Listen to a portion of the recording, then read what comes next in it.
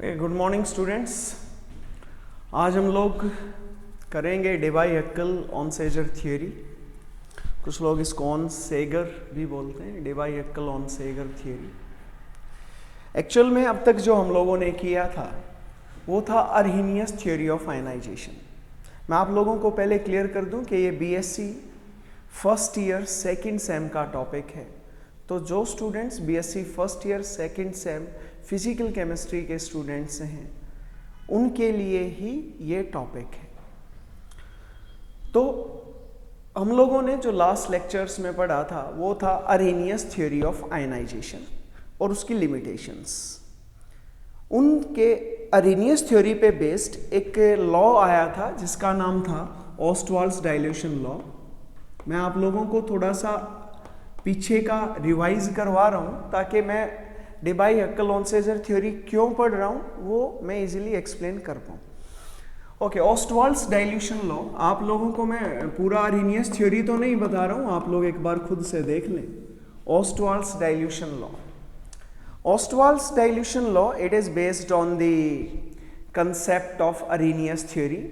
अर्हीनियस theory के according जब हम लोग किसी भी इलेक्ट्रोलाइट को, मैं थोड़ा सा उसको भी बता दूं, according to Arrhenius theory of ionisation, जब हम लोग किसी भी इलेक्ट्रोलाइट को सॉल्वेंट में डालते हैं तो it get ionised, it get ionised, अपने आयंस में टूट जाता है। फॉर एग्जाम्पल, जैसे मैंने AB नाम का एक इलेक्ट्रोलाइट लिया, इसको सॉल्वेंट में डाला तो it get ionized as A positive and B negative. Okay, इस थ्योरी का एक और पोस्टुलेट था कि जब ये इलेक्ट्रोलाइट को सॉल्वेंट में डालते हैं तो electrolyte never ionize completely at any concentration, completely at any concentration. So तो फिर क्या होगा? There will exist an equilibrium. Like you are having this AB, आपने सॉल्वेंट में डाल दिया तो क्या हुआ, ये A पॉजिटिव और B नेगेटिव आयंस में टूट गया। बट ये क्योंकि कंप्लीटली नहीं टूटा है तो there is existing an equilibrium, एक इक्विलिब्रियम एग्जिस्ट कर रहा है किस किस के बीच में, between the ions and unionized molecule, ionized molecule. और इसी पोस्टुलेट का फायदा उठाते हुए ऑस्टवाल्ड बोला कि भाई जब ये, क्योंकि ये इक्विलिब्रियम स्टेट में है तो अकॉर्डिंग टू ऑस्टवाल्ड क्या होगा, there is existing an equilibrium between this one and this one, so you will get a dissociation constant, जिसमें आप लोगों को you will get this value, dissociation constant। और you know very well कि अगर हमने टेम्परेचर को कांस्टेंट कर दिया तो इक्विलिब्रियम कांस्टेंट की वैल्यू कभी नहीं बदलती है। You can start from 1 molar, आपने 1 मोलर कंसंट्रेशन से स्टार्ट किया, आपने 2 मोलर से स्टार्ट किया, आपने 3 मोलर से स्टार्ट किया, आपने 0.1 मोलर से स्टार्ट किया। आप कोई भी कंसंट्रेशन से स्टार्ट कर ले, ये रेशो हमेशा कांस्टेंट आएगी। तो ऐसा बोला ऑस्टवाल्ड ने। इसी के बेस पे उसने एक और कंक्लूजन भी कहा। पहली चीज तो क्या, according to Ostwald, dissociation constant value will always remain constant irrespective of the initial concentration of the electrolyte. आपने इनिशियल कंसंट्रेशन क्या ली, इससे कोई फर्क नहीं पड़ता, आप लोग की जो ये वैल्यू आएगी ये हमेशा कांस्टेंट आएगी, ऐसा ऑस्टवाल्ड ने बोला। क्लियर? दूसरा एक बड़ा सिंपल सा कंसेप्ट क्या था कि अगर मान लो मैं इसकी concentration, let you are having this AB, मैं, आप लोग देखेंगे कि मैं राइट हैंड साइड से स्टार्ट कर रहा हूं क्योंकि ये रिकैप है। I have not started our main topic Debye Huckel Onsager theory, क्योंकि एक बार मैं थोड़ा सा पीछे का रिवाइज करवा रहा हूँ क्योंकि बहुत दिन हो चुके हैं हमने वो लेक्चर को पढ़े हुए, इसलिए थोड़ा सा आइडिया तो लेना पड़ेगा। सिंपल समझ लें, नमक है, नमक को पानी में डाला, वो आयंस में टूट गया, ऐसा बोला आयनाइजेशन थ्योरी ने। उसने बोला कि वो पूरा नहीं टूटा, उसका कुछ पार्ट जो था वो अनडिसोसिएटेड रह गया। इसके बेस पे ओस्टवाल्ड ने एकदम से जंप मारा और वो बोला कि भाई ठीक है, अगर ये इक्विलिब्रियम पे है तो इक्विलिब्रियम कांस्टेंट की वैल्यू आएगी, टेम्परेचर अगर कांस्टेंट रखोगे तो इट विल रिमेन कांस्टेंट। और इसके बेस पे उसने डिग्री ऑफ डिसोसिएशन निकाला। इनिशियल कंसंट्रेशन C थी, मान लो T टाइम के बाद जब ये इक्विलिब्रियम सेटअप हुआ C अल्फा टूट गया तो C अल्फा ये बना क्योंकि रेशियो सेम है। तो इसके बेस पे उसने इक्विलिब्रियम कांस्टेंट की वैल्यू निकाली C square alpha square by C into 1 minus alpha. तो यहाँ से अगर आप देखेंगे तो K is equal to C alpha square by 1 minus alpha. अगर degree of dissociation is very very weak, अगर बहुत कम है तो क्या होगा, alpha is equal to under root of K by C। तो ये वैल्यू निकाली गई किससे, ऑस्टवाल्ड्स डाइल्यूशन लॉ से। और यही वैल्यू अर्हीनियस के अकॉर्डिंग, अर्हीनियस थ्योरी बोला कि डिग्री ऑफ डिसोसिएशन आप निकाल सकते हो क्योंकि ये पूरा तो टूटा नहीं, तो डिग्री ऑफ डिसोसिएशन आप लोग एक तो इस मेथड से निकाल सकते हो ऑस्टवाल्ड्स डाइल्यूशन लॉ, और एक निकाल सकते हैं lambda C by lambda naught, molar conductance at any concentration C and molar conductance at infinite dilution. आप अगर ये रेशो देखें और ये वाली वैल्यूज निकालें तो ये वैल्यू सेम आनी चाहिए। This is electrochemistry. इलेक्ट्रोकेमिस्ट्री में हम लोग कंडक्टेंस के बेस पे डिग्री ऑफ डिसोसिएशन निकाल सकते हैं। और आप लोग अगर लें इक्विलिब्रियम तो इक्विलिब्रियम डिसोसिएशन कांस्टेंट, कंसंट्रेशन लें अल्फा की वैल्यू आ जाए। अगर दोनों की वैल्यू कंपेयर हो रही है इसका मतलब ऑस्टवाल्ड डाइल्यूशन लॉ इज फेवरेबल। अब बात करते हैं, ये चीज बताई थी मैंने जो पीछे आप लोगों को पढ़ाया था, तो समझ लें मैंने क्या पढ़ाया था, अर्हीनियस थ्योरी ऑफ आयनाइजेशन। उसने क्या बताया, जब इलेक्ट्रोलाइट को सॉल्वेंट में डालेंगे तो वो आयंस में टूटेगा, कितना टूटेगा ये सारी बातें एक्सप्लेन की थी अर्हीनियस थ्योरी ने।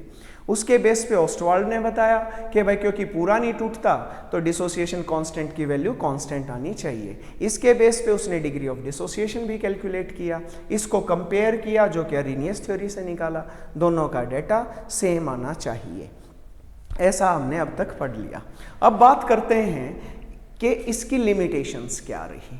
अगर हम लोग लिमिटेशंस देखें,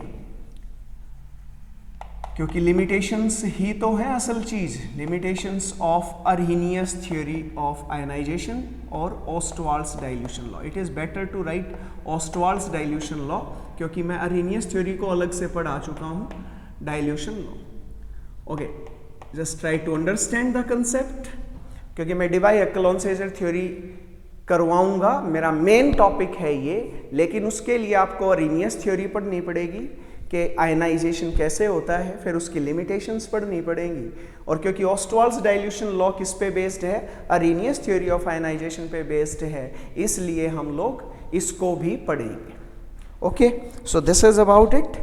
ओके, लेट मी चेक के whether it is working properly और नॉट, क्योंकि मैं पीछे भी एक बार रिकॉर्ड कर चुका था बट अनफॉर्चुनेटली वो डिलीट हो गया। मुझे नहीं पता कैसे हुआ बट वो डिलीट हो गया। Okay, now limitations of Ostwald's dilution law. तो समझते हैं ऑस्टवाल्ड डाइल्यूशन लॉ क्या है।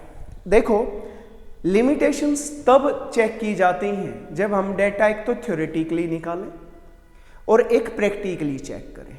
एक थ्योरेटिकली, एक प्रैक्टिकली। अगर जो चीज़ हमने थ्योरेटिकली निकाली है वही हमारा डेटा प्रैक्टिकल डेटा से अगर कंपेयर होता है, इसका मतलब थ्योरी हमने सही प्रपोज की है। अगर वो डेटा मिसमैच हो रहा है, काफ़ी ज़्यादा वेरिएशन आ रहा है, इसका मतलब थ्योरी का कोई ना कोई पोस्टुलेट, कोई ना कोई स्टेटमेंट, कोई ना कोई कंसेप्ट गलत है। तो ऑस्टवाल्ड्स डाइल्यूशन लॉ की ऐसे ही लिमिटेशंस देखते हैं कि ये कब फेल होगा, कब फेल नहीं होगा। तो इसका सबसे पहली चीज़ अगर हम लोग देखें तो उसमें सबसे पहले आता है, मैं बड़ा सिंपल वे से बताता हूँ आप लोगों को, मैं कंप्लीट अर्हीनियस थ्योरी की लिमिटेशंस बता चुका हूँ।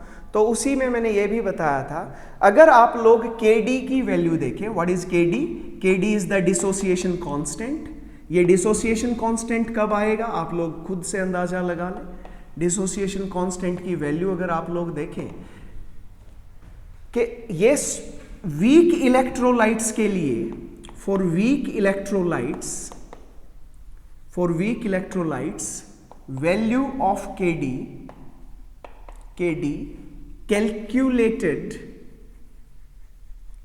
from Ostwald's dilution law, Ostwald's dilution law, compare well with experimental value, experimental value से कंपेयर करता है, बहुत अच्छे से कंपेयर कर रही है वैल्यूज। लेकिन in case of strong electrolytes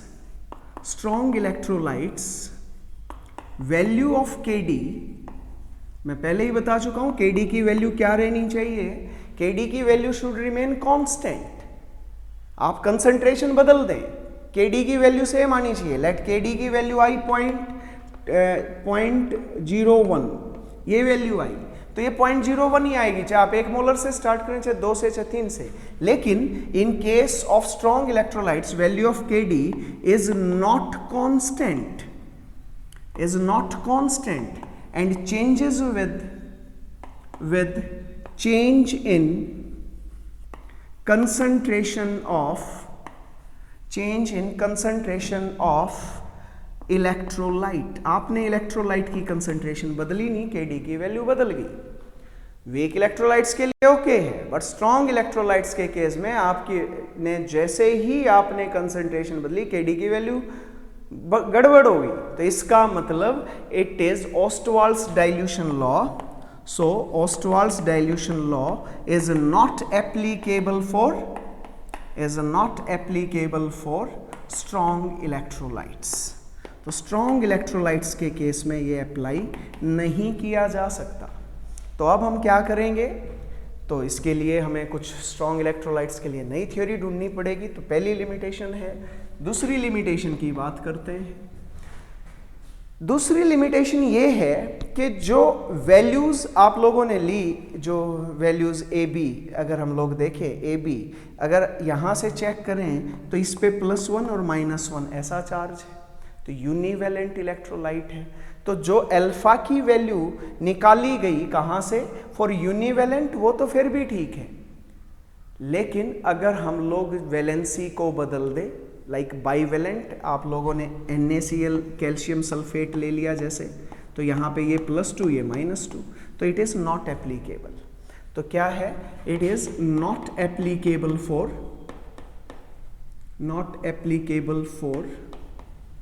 electrolytes consisting of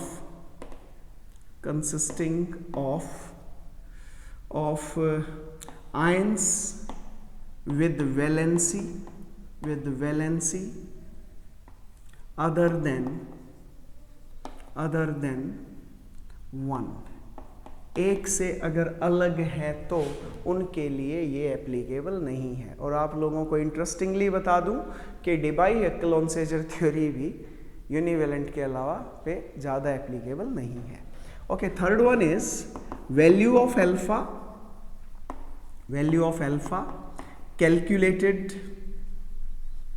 calculated for strong electrolytes does not compare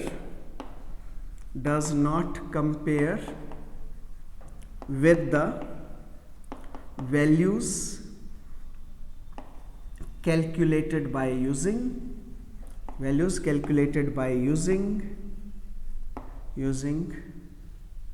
Ostwald's dilution law। Simple सी बात है, जो Ostwald's dilution law से अल्फा की वैल्यू कैलकुलेट की गई है और जो स्ट्रॉन्ग इलेक्ट्रोलाइट की वैल्यू जो कैलकुलेट की स्ट्रॉन्ग इलेक्ट्रोलाइट्स के लिए, तो वो वैल्यू जो आपकी थ्योरेटिकल वैल्यू है वो एक्सपेरिमेंटल वैल्यू से मैच नहीं होती है। थ्योरेटिकल वैल्यू अलग है और एक्सपेरिमेंटल वैल्यू अलग आ रही है। स्ट्रॉन्ग इलेक्ट्रोलाइट्स के केस में अल्फा की वैल्यू इस तरीके से समझ लें कि जो अल्फा की वैल्यू हमने निकाली λc/λ0 by using that Arrhenius theory और Ostwald's dilution law, और इसी तरीके से अल्फा की वैल्यू निकाली √k/c this is your experimental value and this is your theoretical value. तो दोनों की दोनों values they compare very well in case of weak electrolytes but does not compare well in case of the strong electrolytes. तो these are the limitations. In limitations को दूर करने के लिए हम लोगों ने क्या दिया है, Debye-Heckel-Onsager थ्योरी को पढ़ना है। So we will now start. आप लोगों को फिर से थोड़ा सा बता दूं कि हमने अरेनियस थ्योरी ऑफ आयनाइजेशन पढ़ा। अरेनियस थ्योरी ऑफ आयनाइजेशन में क्या हुआ कि कुछ एक पोस्टुलेट्स में हमें गलती लगी। हमने जो ऑस्टवाल्स डाइल्यूशन लॉ निकाला, उस ऑस्टवाल्स डाइल्यूशन लॉ पे बेस्ड जो कंडक्टेंस आया वो हम एक्सप्लेन नहीं कर पाए। एक और चीज़ बताते हैं। Okay, so now we can also observe it. तो मैं एक बार ये लिखता हूँ, व्हाई इट इज़ नेसेसरी। क्यों इसको हमने नेसेसरी समझ लिया है कि Debye-Heckel-Onsager थ्योरी पढ़ी जाए। एक्चुअल में पहली चीज तो क्या है, to explain the conductance behaviour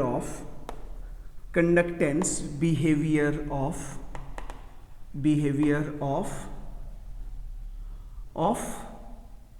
strong electrolytes on dilution, strong electrolytes on dilution।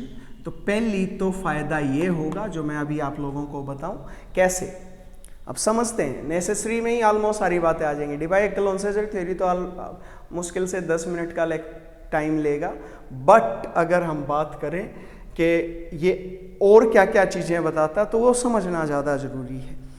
अगर हम लोग समझें conductance behavior, okay, let us see. According to Arrhenius theory of ionization, Arrhenius theory के अकॉर्डिंग क्या हुआ है, जब आप लोगों ने when electrolyte is added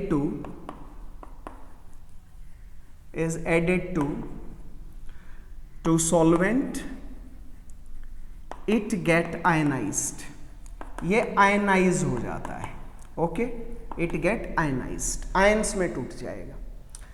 अब एक और पॉइंट इसने क्या बोला, ऑन डाइल्यूशन कंडक्टेंस इंक्रीजेस। बिल्कुल करेक्ट चीजें समझ लें।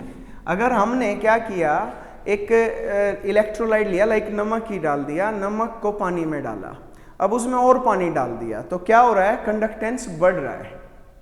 कंडक्टेंस बढ़ रहा है मतलब उसके अंदर से इलेक्ट्रिसिटी का फ्लो बढ़ रहा है। ऑब्वियस सी बात है, क्योंकि आयंस बढ़ेंगे तो कंडक्टेंस भी बढ़ेगा। तो यहां से ऑन डाइल्यूशन कंडक्टेंस इंक्रीजेस। अब यहां से समझते हैं, it must be remembered that conductance depends on 2 factors. Conductance 2 factor पे डिपेंड करता है, 2 factors. You can see very easily 2 factors. First one is the number of ions and the second one is the velocity of ions. This is very important. देखो, मैं यहां से ही Debye-Heckel-Onsager के दिमाग को पकड़ूंगा कि वो कैसे पहुंच रहे हैं। समझो भाई, Ostwald's dilution law is not applicable for, एक लाइन में समझे, Ostwald's dilution law is not applicable for strong electrolytes. तो फिर स्ट्रॉन्ग इलेक्ट्रोलाइट का बिहेवियर कैसे एक्सप्लेन किया जाए, ये Debye-Heckel और Onsager ने एक थ्योरी दी और उस थ्योरी के बेस पे एक्सप्लेन कर दिया। That's it. अब तुम्हें समझना पड़ेगा कि स्ट्रॉन्ग इलेक्ट्रोलाइट का कौन सा बिहेवियर ऑस्टवाल्ड या अरेनियस थ्योरी ने एक्सप्लेन नहीं किया, बल्कि Debye-Heckel ने कर दिया। तो वही मैं बताने जा रहा हूं। इन्होंने क्या बोला, जब हम डाइल्यूट करेंगे इलेक्ट्रोलिटिक सॉल्यूशन को तो कंडक्टेंस बढ़ेगी। वो ये कह रहा है, जब आपने उसमें पानी डाल दिया और ज़्यादा पानी डाल दिया, मैं सॉल्वेंट वाटर लेके चल रहा हूँ, हमने उसमें और ज़्यादा क्या डाल दिया, वाटर डाल दिया, तो क्या होगा, कंडक्टेंस बढ़ जाएगा। अब कंडक्टेंस बढ़ा तो क्यों बढ़ा, तो उसके लिए मैं बता दूं कि आप लोग याद रखना कि जितने ज़्यादा आयंस होंगे उतना ज़्यादा कंडक्टेंस होगा, जितनी ज़्यादा स्पीड से चलेंगे उतना ज़्यादा कंडक्टेंस होगा। तो अब समझते हैं, in case of weak electrolytes, मैं वीक इलेक्ट्रोलाइट्स के केस में बात करेंगे, वीक इलेक्ट्रोलाइट्स के केस की बात करते हैं। तो वीक इलेक्ट्रोलाइट्स के केस में क्या होगा, ऑन डाइल्यूशन, ऑन डाइल्यूशन, पहले एक चीज और समझिए, वीक इलेक्ट्रोलाइट्स होते क्या हैं। वीक इलेक्ट्रोलाइट्स मैं डायरेक्ट लिख देता हूं, आप लोग सुन लेंगे तो दोबारा से रिपीट करके मुझे सुन लेना। Weak electrolytes are the electrolytes which never ionize completely, which never ionize completely at any concentration, completely at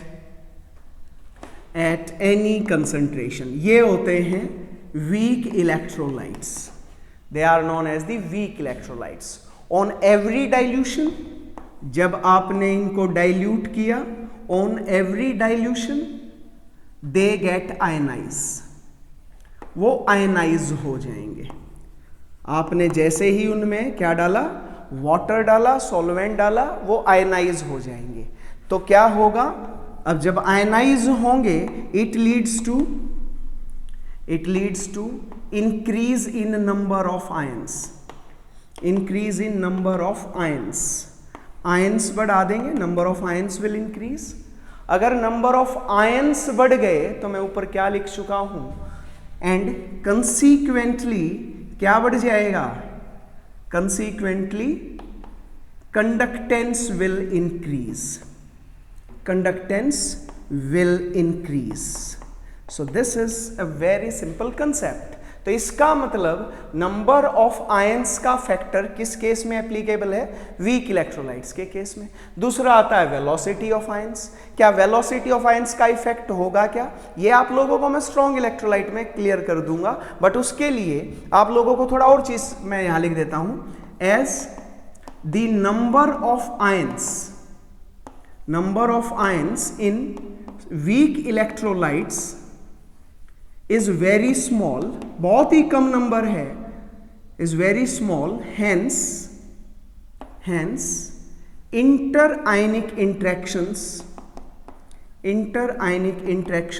are not very effective, बहुत इफेक्टिव नहीं है इंटरआयनिक interactions, they are not very effective। तो इसीलिए वेलोसिटी ऑफ आयन, मैं ये वाले part को थोड़ा ब्लॉक में रख के मैं मिटाऊंगा नहीं, ताकि मैं एक बार स्ट्रॉन्ग इलेक्ट्रोलाइट्स को जब समझाऊं तो वो अच्छे से समझा पाऊं। So velocity of ions does not contribute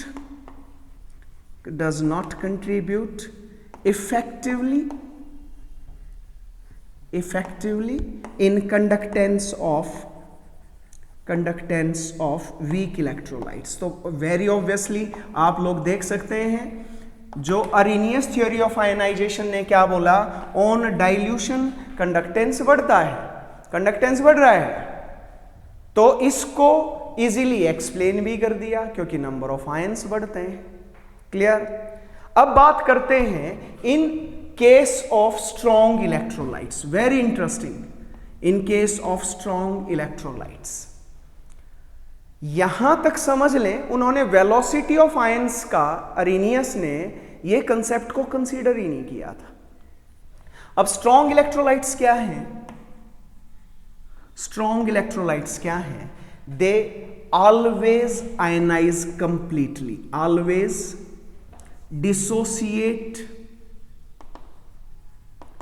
dissociate into their ions completely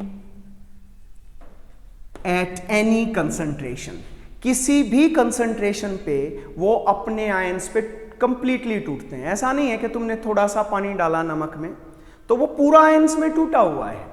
जो चीज पहले से ही पूरी आयंस में टूटी हुई है तो क्या होगा, on every dilution they get ionize, they do not get ionize, क्योंकि वो तो जितने आयंस होने थे वो तो पहले से ही आयंस बन चुके हैं, इसलिए they number of ions do not increases. So मैं यहां लिखता हूं, so number of ions do not increase on dilution. Number of ions नहीं होने चाहिए, बढ़ने चाहिए क्या, तो नहीं बढ़ने चाहिए, तो क्या होना चाहिए, so the conductance should not increase on dilution.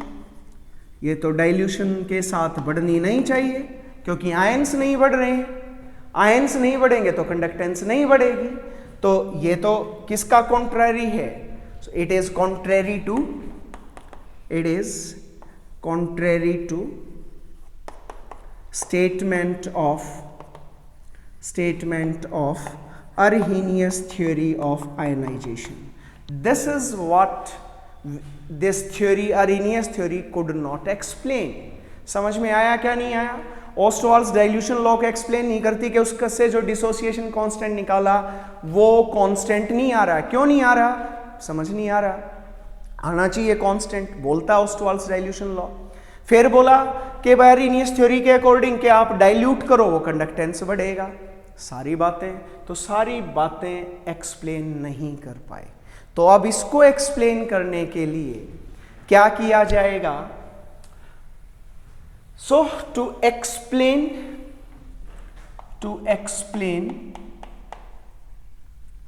this conductance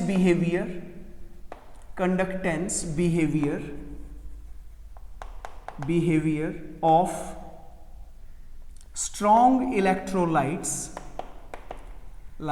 on dilution,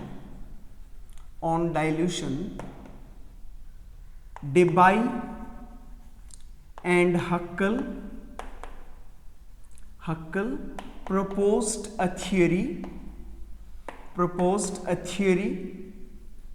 in 1921 and later 1923 and later developed by modified by Onsager or sometimes Onsager in 1926-27. So this theory is known as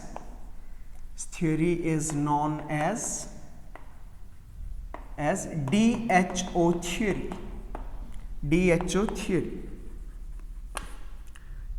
theory. इसको DHO theory बोलते हैं। समझ में आई बात? हम DHO theory क्यों पढ़ेंगे? DHO theory पढ़ेंगे बेसिकली हमें क्या एक्सप्लेन करने हैं? दो लिमिटेशंस। डिसोसिएशन कांस्टेंट क्यों कांस्टेंट नहीं है स्ट्रॉन्ग इलेक्ट्रोलाइट्स के केस में।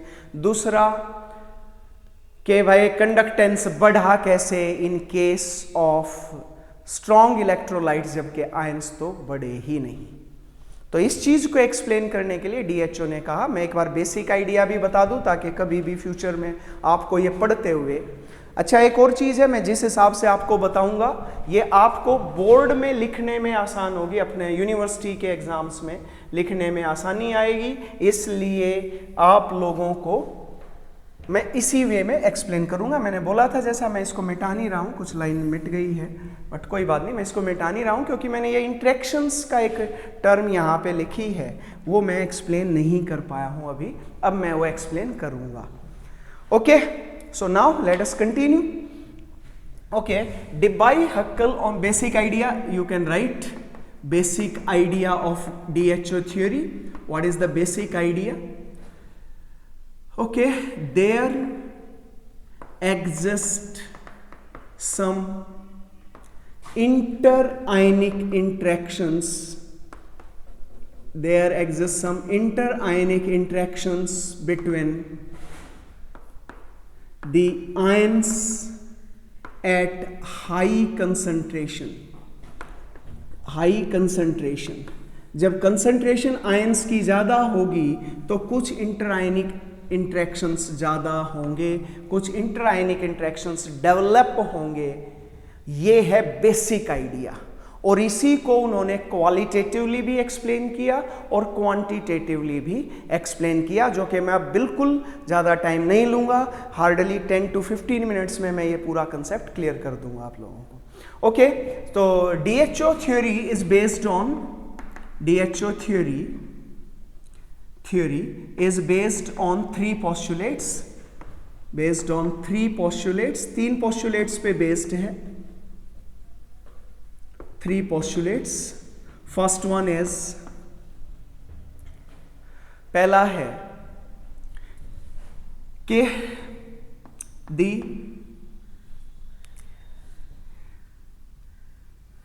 strong electrolytes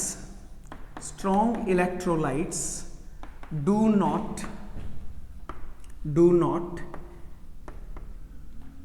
exist in molecular form even in their molten state। जब आपने उसमें सॉल्वेंट नहीं डाला है, उसको तो छोड़ दो, सॉल्वेंट के बाद तो आयंस में टूटेगी ही टूटेगी, बट जब अगर आपने उसमें सॉल्वेंट नहीं डाला है तो भी वो आयंस में एग्जिस्ट करता, मोलिकुलर फॉर्म में नहीं है। ठीक है, from XRD X ray diffraction studies it is clear that strong electrolytes exist in ionic form, exist in their ions at very low concentration as well as in their crystalline form. Okay, you can understand it by taking an example. For example, like NaCl, ये जब इसमें थोड़ा बहुत पानी डाल देंगे तो भी ये आयंस में टूटेगा, और ये सॉलिड स्टेट में भी कैसे एग्जिस्ट कर रहा है, Na पॉजिटिव Cl नेगेटिव, ये सॉलिड स्टेट में, it is not in molecular form, it is in ionic form. और ये अगर मैं सॉल्वेंट में डाल दूं तो ये कंप्लीटली आयंस में टूटा हुआ है, अपने आयंस में टूट चुका है। इसका मतलब क्या हुआ, it means there is no equilibrium, it means there is no equilibrium existing between undissociated molecule and ions। Molecule और आयंस के बीच में क्या नहीं है, इक्विलिब्रियम होगा ही नहीं। लाइक NaCl लिया आपने, थोड़ा सा सॉल्वेंट डाला तो किस में टूट गया, पूरा का पूरा सोडियम आयन क्लोराइड आयन में, तो there is no existing equilibrium. तो so Kd dissociation constant calculated by Ostwald's dilution law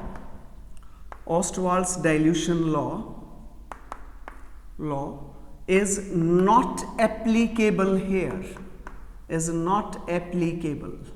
आप एप्लीकेबल फॉर स्ट्रॉन्ग इलेक्ट्रोलाइट्स। तो पहला क्वेश्चन का आंसर आप लोगों को होपफुली मिल गया होगा कि ये यहाँ एप्लीकेबल ही नहीं है स्ट्रॉन्ग इलेक्ट्रोलाइट्स में, क्योंकि वो तो पूरा का पूरा आयनाइज हो चुका है, वो पूरा का पूरा डिसोसिएट हो चुका है अपने आयंस में। मैं डिसोसिएशन और आयनाइजेशन में डिफरेंस आप लोगों को पहले कई बार बता चुका हूं, तो अब दोबारा उसको नहीं बता रहा हूं।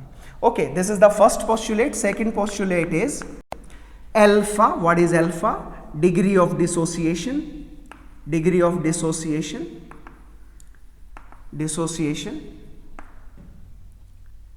is unity for strong electrolyte, strong electrolytes के लिए it is unity, electrolytes is For strong electrolytes it is unity, it is one. It cannot be explained on basis of Ostwald's dilution law. Ostwald's dilution law के base पे आप इसको कैसे explain करोगे? According to Ostwald's dilution law तो alpha lambda C by lambda not मैं बता चुका हूँ. This is the molar conductance और equivalent conductance at concentration C and this is the conductance at infinite dilution. तो ये तो जो रेशियो है, ये रेशियो आपकी कभी भी लैम्बडा नॉट लैम्बडा सी के बराबर हो ही नहीं सकता स्ट्रॉन्ग इलेक्ट्रोलाइट्स के केस में. तो जब ये दोनों बराबर नहीं हो सकते, क्या अल्फा की वैल्यू 1 आ सकती है? तो नहीं आ सकती.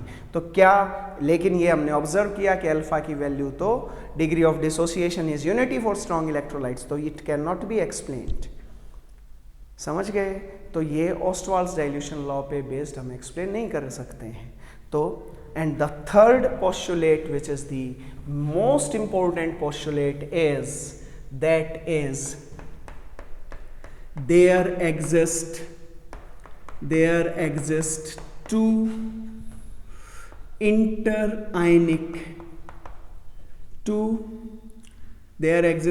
interactions, two types of interactions, it is better to write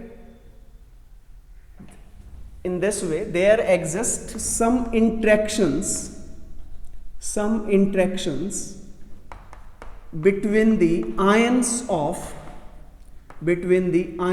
of strong electrolytes. Strong electrolytes के बीच में कुछ interactions हैं, और ये these interactions lead to two types of effects. I just explained क्या होते हैं effects, लेकिन अभी के लिए तो एक बार लिख लेते हैं. Two types of effects. One is the asymmetry or relaxation effect, and the second one is the electrophoretic effect. Okay, so these are the two effects, और यही हैं interactions, inter-ionic interactions. जो interactions हैं आयंस के बीच में, उनकी वजह से क्या होगा? दो effects आएंगे जिनको बोलते हैं inter-ionic effects, और the interactions you can also consider them as the effects as well. Okay, now we will start with the asymmetry effect or the relaxation effect. इसको समझते हैं. इसको समझने के लिए आप लोगों को थोड़ा सा एक दो बातें जाननी पड़ेंगी. एक तो डायरेक्ट ही है, ऐसे समझ लेते हैं यार, आपने इलेक्ट्रोलाइट डाला, क्यों उसका कंडक्टेंस यूनिटी नहीं है? जैसा कि यहाँ से तो हम लोग बता सकते थे, ऑस्टवाल्ड डाइल्यूशन के हिसाब से क्यों नहीं एक्सप्लेन कर पा रहे? क्यों लैम्बडा नॉट की वैल्यू, लैम्बडा सी की वैल्यू लैम्बडा नॉट के बराबर नहीं हो गई है? जो ऑस्टवाल्ड डाइल्यूशन लॉ के हिसाब से आ जाना चाहिए था कि नहीं आ जाना चाहिए था? भाई अगर हमने उसको पूरा टूट गया है थोड़ा सा भी डालते ही, तो लैम्बडा सी और लैम्बडा नॉट की वैल्यू सेम नहीं आ जानी चाहिए? आनी चाहिए थी, पर क्यों नहीं आई? इसको एक्सप्लेन करेंगे. तो ऐसे समझो जैसे कि तुमने पानी डाला पूरा आयंस में टूट गया, तो ये molar conductance at infinite dilution बन गया. तो उसका मतलब क्या हुआ? उस कंसंट्रेशन पे भी लैम्बडा सी लैम्बडा नॉट के बराबर आ जाता, तो अल्फा की वैल्यू 1 आ जाती. पर वो कह रहा नहीं आ रही है. तो क्यों नहीं आ रही है ये अब हमने एक्सप्लेन करना है. तो समझो, हमने जैसे ही नमक को डाला पानी में, ऐसे समझते हैं इस चीज को, ये लिया हमने, दिस इज द सॉल्वेंट, इसमें नमक डाला, तो नमक सारा का सारा आयंस में टूट गया, सारा का सारा नमक आयंस में टूट गया. ठीक है, इस तरीके से नमक सारा आयंस में टूट चुका है, अपने आयंस में आ गया. अब क्या होगा आप लोग समझे? क्या होता है कि जो डिबाई हक्कल ने इस इफेक्ट को, ये जो वजह थी कंडक्टेंस को एक्सप्लेन करने के लिए और किस चीज को, इस अल्फा की वैल्यू को एक्सप्लेन करने के लिए, उन्होंने क्या कहा? उन्होंने एक बेसिक अजम्पशन लिया कि भाई क्यों ना हम लोग इतनी डिटेल में क्यों जा रहे हैं, हम लोग ऐसा करते हैं कि एक आयन को पकड़ लो, उस आयन का कंडक्टेंस आना चाहिए था किसी भी कंसंट्रेशन पे लैम्बडा नॉट के बराबर, क्यों नहीं आ रहा, अब वो एक्सप्लेन करना। अब हमने लैम्बडा सी लैम्बडा नॉट के बराबर क्यों नहीं आ रहा, ये एक्सप्लेन करने के लिए उन्होंने क्या किया, उस आयन को ही पकड़ लिया। ठीक है, तो मैं बताता हूं, to explain the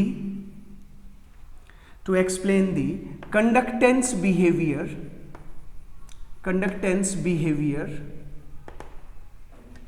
of strong electrolyte, Debye and Huckel assumed a reference ion और सेंट्रल आयन। उन्होंने एक आयन एज्यूम कर लिया, रेफरेंस आयन और central ion, late it B cation. हम मान लेते हैं कैटायन माना होगा उन्होंने, तो मान लो सोडियम आयन है, ये है हमारे पास कैटायन। ओके, तो क्या होगा अब, क्योंकि इसमें तो कैटायन एनायन सारी चीजें बराबर है, सारे जितने कैटायन उतने एनायन है, तो क्या होगा, तो after some time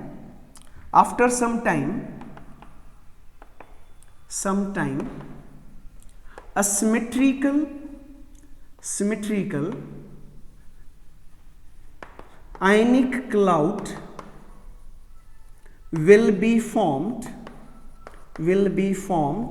around the central ion। Central ion के अराउंड क्या हो जाएगा, सिमेट्रिकल आयनिक क्लाउड, यहां एक चीज और लिख लें, of oppositely charged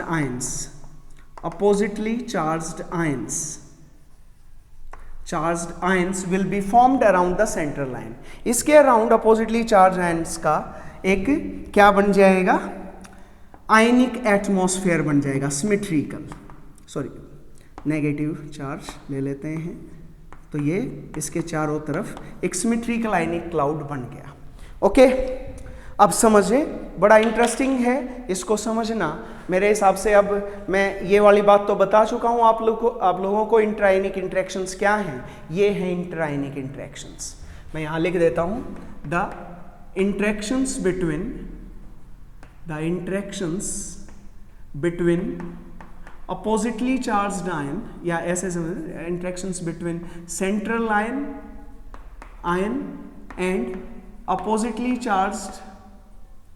oppositely charged ions from ionic atmosphere is known as interionic interactions।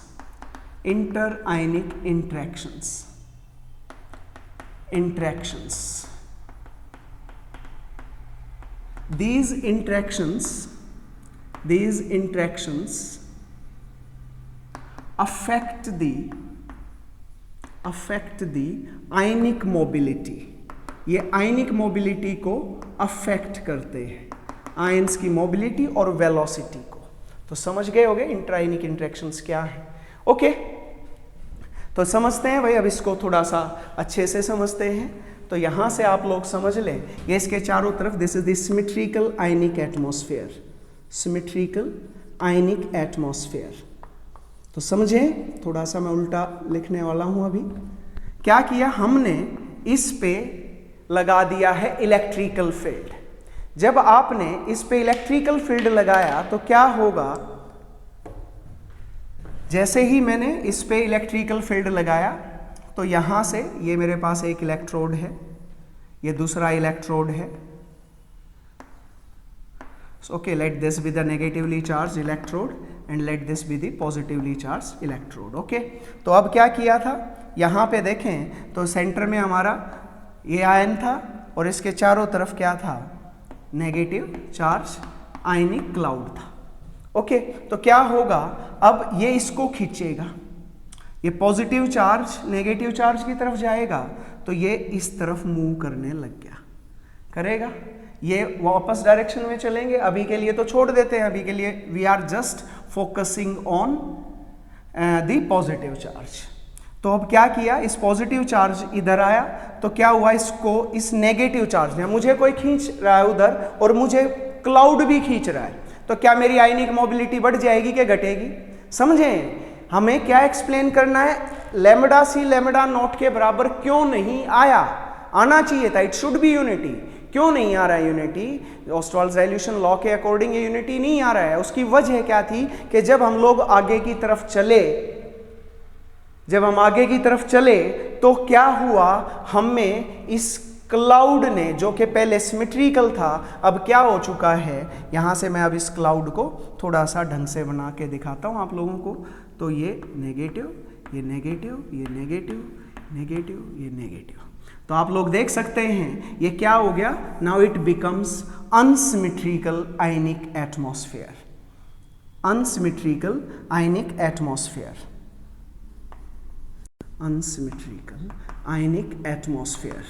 तो क्या आप लोग समझ पाए कि भाई जिस स्पीड से मुझे उस वहां पे जाना था, मैं कैटायन हूं तो कैथोड की तरफ जाऊंगा, मुझे कैथोड की तरफ जब जाना था तो क्या मैं उस स्पीड से जाऊंगा? क्या नहीं जाऊंगा। मेरी तरफ जो क्लाउड था मेरे चारों तरफ, वो मेरी मोबिलिटी को रेस्ट्रिक्ट कर रहा है, समझ गए? जैसे ये आयन अब यहाँ पे पहुंचा, यहाँ से यहाँ पे आ गया, थोड़ा सा इसको ऐसे दिखा देते हैं, चलो डॉटेड लाइन से दिखाएंगे, ये थोड़ा सा यहाँ से यहाँ पे आ गया, अब ये डॉटेड लाइन से आया, तो आया तो क्या होगा, अब इसके चारों तरफ फिर से क्लाउड बनेगा।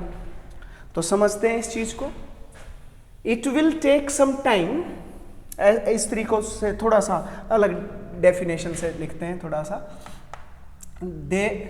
the formation of new ionic atmosphere and dying of old ionic atmosphere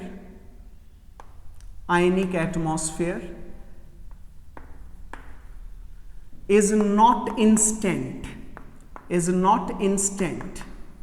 ये इंस्टेंट नहीं है, it takes some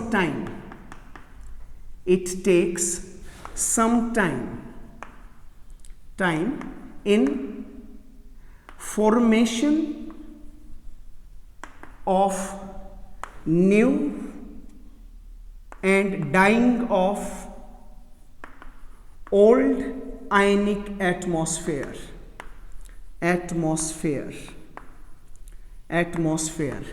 it is known as, इसको बोलते हैं नॉन एज टाइम ऑफ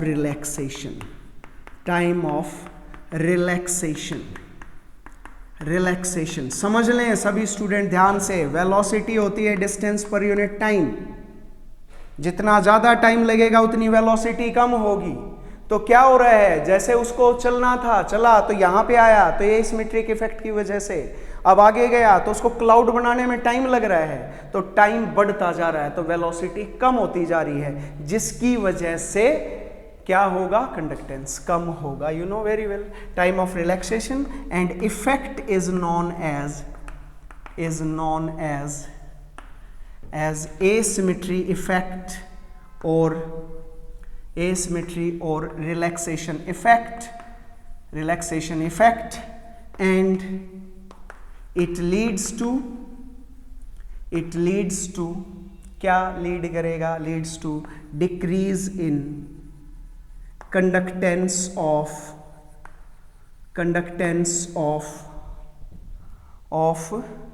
किसकी, of strong electrolytes from lambda naught, molar conductance at infinite dilution। मेरे हिसाब से समझ गए हुए, does not contribute effectively in conductance of weak electrolytes, velocity की वजह से, क्योंकि वेलोसिटी इफेक्ट हो रही है, आयनिक मोबिलिटी अफेक्ट हो रही है। क्लियर है? This is the qualitative explanation, not quantitative.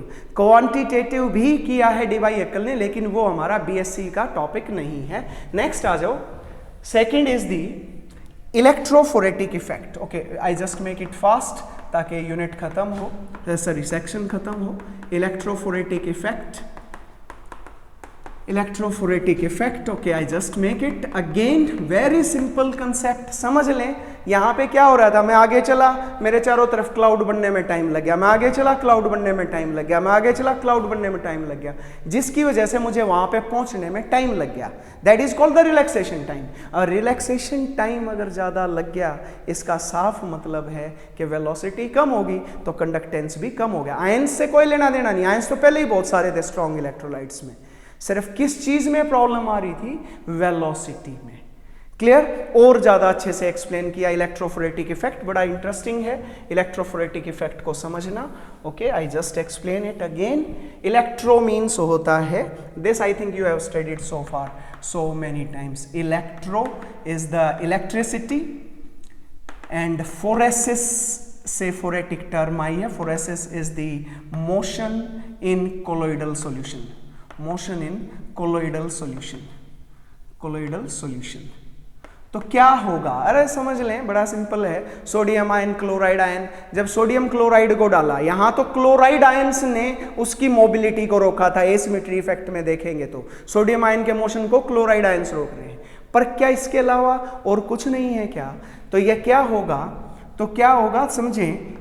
The viscosity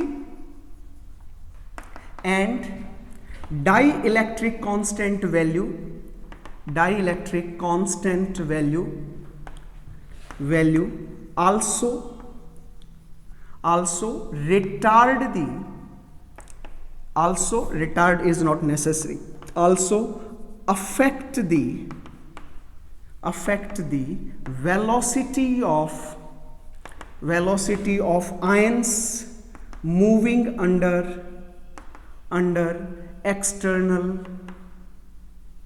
external electric field. External electric field में जब क्या चलेगा, जब आपने बाहर से क्या दिया है, इलेक्ट्रिकल फील्ड, तो आयंस की वेलोसिटी को कौन भी अफेक्ट करेगा, viscosity and dielectric constant value of solvent.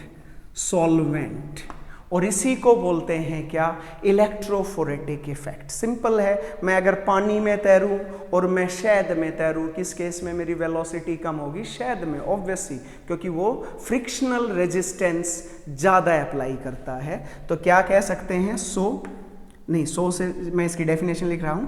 This retardation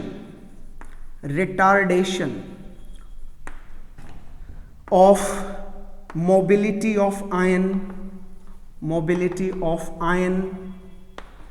ion, this retardation of mobility of ion by solvent under the influence of external electric field is known as electrophoretic effect. इसको बोलते हैं electrophoretic effect. Clear? तो ये भी क्या करेगा, इसकी वजह से भी वेलोसिटी डिक्रीज होगी. सो इसको समझाता हूं, कैसे समझाता हूं, एक डायग्रामेटिकली आप लोग समझ लें. So I am having this blue coloured chalk as well, तो आप लोगों को अच्छे से समझ में आ जाए. ब्लू है. Okay, so this is the cation, these are the anions.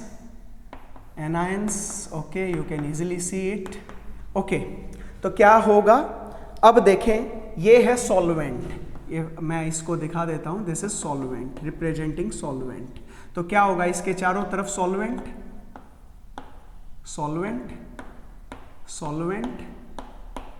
ये सॉल्वेंट, इस सभी के चारों तरफ सॉल्वेंट है. तो जब आप लोग चलाएंगे, ये मूव करेंगे, जैसे ही हम लोग इलेक्ट्रिकल फील्ड अप्लाई करेंगे बाहर से, बहुत सिंपल है, मैंने इसलिए डेफिनेशन पहले लिख दी ताकि आप लोगों को समझ जल्दी आए. क्या करेंगे, यहाँ से मैंने इलेक्ट्रिकल फील्ड अप्लाई कर दिया. ओके, इलेक्ट्रिकल फील्ड अप्लाई कर देते हैं यहाँ से. Okay, late it B positively charge, late it B negatively charge. तो क्या होगा, ये पॉजिटिव चार्ज तो नेगेटिव की तरफ चलेगा.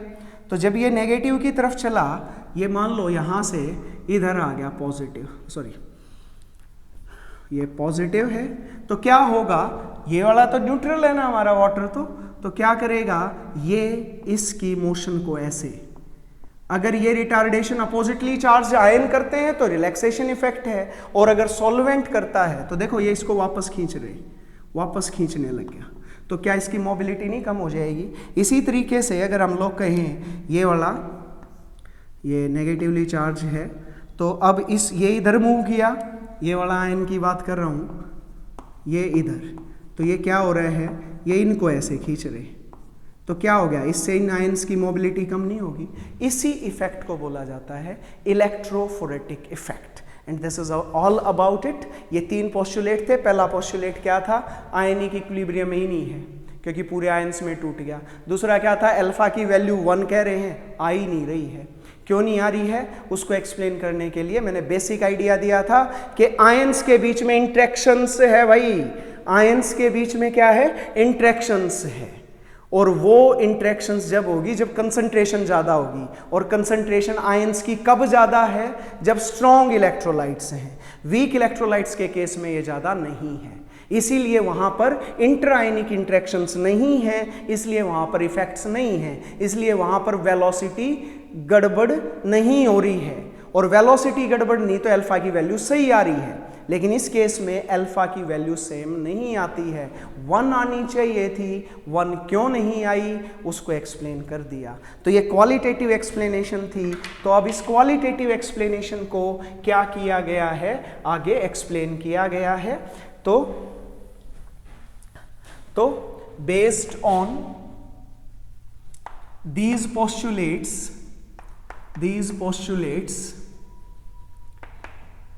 Debye, Huckel and Onsager proposed a quantitative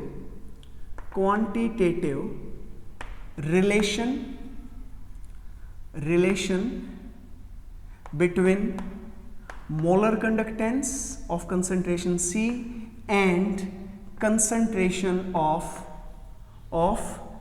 strong electrolyte, ठीक है, नॉन एज, इस क्वांटिटेटिव रिलेशन को बोलते हैं known as DHO equation, Debye Huckel Onsager equation. This is equal to lambda C lambda not minus, it is very interesting to know, this is 82.5 eta dt raised to the power 1/2 plus 8.20 into 10 raised to the power 5 by dt raised to the power 3/2. This is lambda naught under root C. This is the relation. This is the DHO equation, very commonly known as DHO equation. मैं थोड़ा सा fast कर देता हूँ ताकि ये ख़त्म ही हो जाए हमारा topic. So you can see कि हम लोग ले लेते हैं अगर if T is constant, अगर टेम्परेचर कांस्टेंट है, यू नो कि आप लोग सॉल्वेंट तो एक ही लेंगे, कभी पानी में डाल दिया, कभी आपने HCl में डाल दिया, कोई भी सॉल्वेंट ही लेना हमने हर बार, एक ही सॉल्वेंट रहेगा, तो उसके लिए dielectric constant value is always same. तो what is D? First of all I just did not explain it, what is D? D is the dielectric constant value. What is eta? Is the coefficient of viscosity of solvent, electrolytic solvent, जो electrolyte जिसमें dissolve किया गया है। T is the temperature, lambda naught is the conductance at infinite dilution, जब आपने बहुत ज़्यादा solvent लिया है, conductance at infinite dilution, and what is this under root C? This C is the concentration of electrolyte. Okay, तो मैं फटाफट से इसको एक्सप्लेन करके दिखाता हूँ आप लोगों को, बहुत इजीली समझ जाओगे क्या है। आप लोग अगर देखें, अगर मैंने टेम्परेचर कांस्टेंट किया है तो you know that D is always constant, क्योंकि ये तो हमेशा डाइलेक्ट्रिक कांस्टेंट की वैल्यू तो हमेशा कांस्टेंट ही रहेगी। अगर eta इज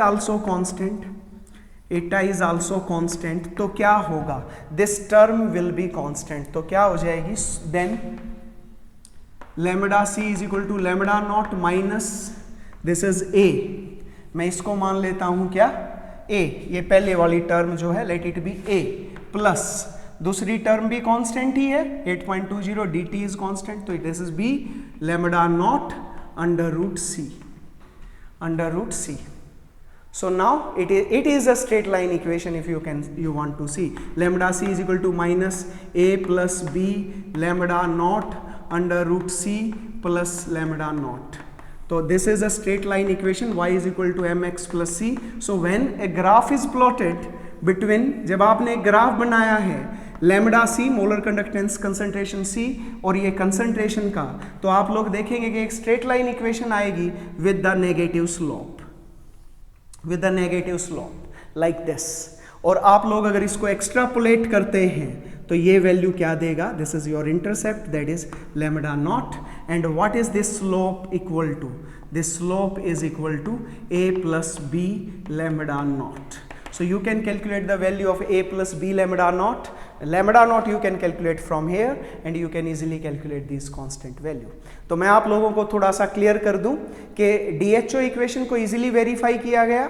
आप लोगों ने अलग अलग स्ट्रॉन्ग इलेक्ट्रोलाइट्स लिए और उनके लिए ग्राफ प्लॉट करके देखे, तो ग्राफ में इजीली पता चल गया कि वैल्यूज अगर बिल्कुल इस लाइन पे आ रही है तो वो फॉलो कर रहा है, नहीं आ रही है तो फॉलो नहीं कर रहा है. तो मैं एक दो बातें और फटाफट बता दूं कि A की वैल्यू जो है, जो A है वो एक कांस्टेंट है जो इसमें ईटा पे डिपेंड कर रहा है, विस्कोसिटी और डाइलेक्ट्रिक कांस्टेंट पे. And you know that viscosity और डाइलेक्ट्रिक कांस्टेंट कौन से इफेक्ट को एक्सप्लेन करते हैं, बोलो कौन से इफेक्ट को एक्सप्लेन करते हैं? विस्कोसिटी और डाइलेक्ट्रिक कांस्टेंट, इलेक्ट्रोफोरेटिक इफेक्ट. तो this is explaining the electrophoretic effect. जो पहला कांस्टेंट है वो इलेक्ट्रोफोरेटिक इफेक्ट को बताता है और जो दूसरा कांस्टेंट है वो किसको एक्सप्लेन करता है? This is explaining the asymmetric effect. ये एसिमेट्रिक इफेक्ट को एक्सप्लेन करता है और रिलैक्सेशन इफेक्ट को एक्सप्लेन करता है. सो this is all about it. ये हमने पढ़ लिया DHO इक्वेशन. मैंने इसका बहुत ज़्यादा इलेबोरेट किया है ताकि आप लोगों को पीछे का क्लियर हो जाए, बट जो अगली जो वीडियोस बनेंगी वो इतनी लेंथी नहीं बनेंगी. उसकी एक वजह है, आज क्योंकि फर्स्ट लेक्चर था तो थोड़ा सा मुझे पीछे का ज़्यादा बताना पड़ा.